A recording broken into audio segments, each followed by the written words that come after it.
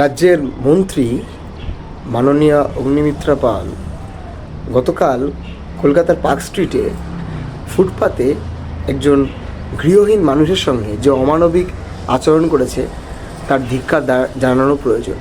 আসলে মাননীয় মন্ত্রী ভুলে গিয়েছেন যে এই দেশটা, এই সমাজটা, এই রাজ্যটা আসলে এই গরিব মানুষ, মেহনতি মানুষের জন্য, এবং এই গরিব মানুষের ভোটেই তারা নির্বাচিত হয়ে সরকারের দায়িত্ব পেয়েছেন।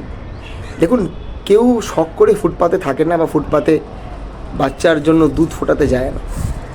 তার যদি রুবিতে আরবানাতে ফ্ল্যাট থাকতো বা নিউ টাউনে ফ্ল্যাট থাকতো বা বড় বাংলো থাকতো সুইমিং পুলওয়ালা, তাহলে সে ফুটপাতে গিয়ে দুধ ফোটাতে যেত না।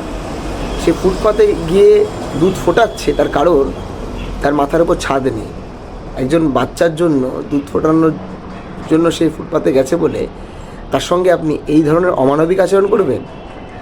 আপনাদের সরকার না দিতে পারছে অন্নপূর্ণা ভাণ্ডারের টাকা, না তারা কোনো সমাধান করতে পারছে সমস্যাগুলোর, বরঞ্চ তৃণমূলের দুর্নীতিবাজদেরকে আপনারা ভালো তৃণমূল বলে নিজেদের দলে টেনে নিচ্ছেন। এর পাশাপাশি কী দেখছি আমরা দেখছি যে জিনিসপত্রের যে অস্বাভাবিক দাম বাড়ছে। জিনিসের দাম বাড়বে, দুধ ফোটাতে আপনি দেবেন না, চিনির দাম বেড়ে যাবে, আর অন্য দিক দিয়ে আপনারা বড় বড় বাতেলা দেবেন যে প্রতিবাদ করলে তারা নাকি দেশদ্রোহী হয়ে যাবে, প্রতিবাদ করলে তারা পাকিস্তানি হয়ে যাবে।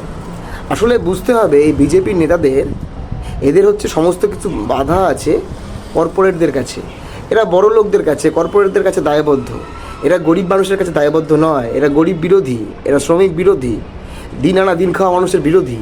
তাই সে সকল মানুষকে আমরা আহ্বান করব যে এই সব বিউটিফিকেশনের থেকেও মানুষের জীবন কিন্তু বড়। আমাদের দরকার নেই চকচকে ঝকঝকে জায়গা। আগে মানুষের জন্য, সবার জন্য ঘর দিন, মাথার ছাদ দিন, যাতে ফুটপাতে গিয়ে থাকতে না হয়। ফুটপাতে গিয়ে থাকছে তার কারণ আপনারা ঘর দিতে পারেননি, বাড়ি দিতে পারেননি। এবং সত্যি বলতে গেলে আপনারা যে পরিবর্তনের নাম করে পশ্চিমবঙ্গে ক্ষমতায় এসেছেন, সে পরিবর্তনের জন্য আসলে দেখা যাচ্ছে যে মানুষ চোর তাড়াতে গিয়ে ডাকাতকে ক্ষমতায় নিয়ে এসছে।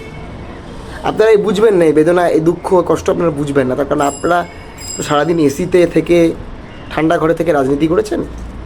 আপনারা লড়াই, আন্দোলন, সংগ্রাম, তেভাগা আন্দোলন হোক বা আমাদের রাজ্যের মধ্যে কৃষকদের, শ্রমিকদের আন্দোলন, এই আন্দোলনের ইতিহাসের সঙ্গে আপনাদের যোগাযোগ নেই। আপনাদের কোনো ইতিহাসে ভূমিকাও নেই, কোনো যোগাযোগও পাওয়া যায় না।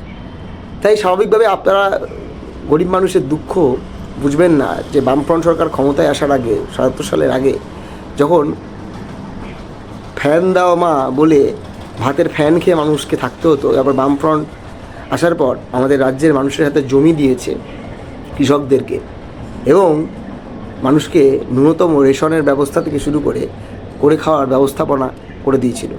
আর আপনারা কর্পোরেট পুঁজিপতিদের স্বার্থ দেখার জন্য ক্ষমতায় এসেছে। ধিক্কার জানানোর মতো ঘটনা। এই ঘটনার বিরুদ্ধে সমস্ত অংশের মানুষের রাস্তায় নামা উচিত। যে বিউটিফিকেশনের নাম করে গরিব মানুষকে অপমান করা, গরিব মানুষের সাথে অমানবিক আচরণ করা, এর বিরুদ্ধে সকলে সোচ্চার হোক।